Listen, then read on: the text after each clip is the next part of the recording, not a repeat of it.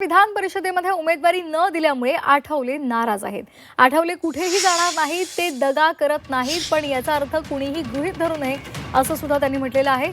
आठवलेंनी महायुतीच्या नेत्यांना सुनावलेलं आहे।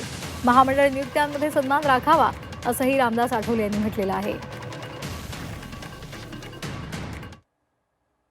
त्यांनी काय म्हटलेलं आहे आपण एकदा पाहूयात।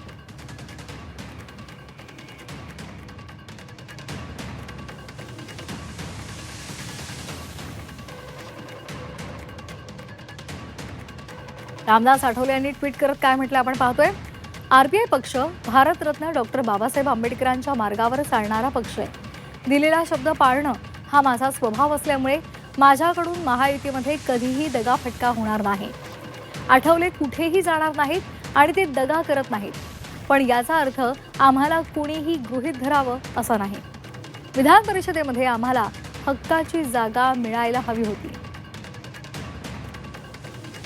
आणि आता महामंडळांच्या नियुक्त्यांमध्ये तरी आमच्या या प्रामाणिक निष्ठेचा आणि मैत्रीचा योग्य तो सन्मान राखला गेलाच पाहिजे।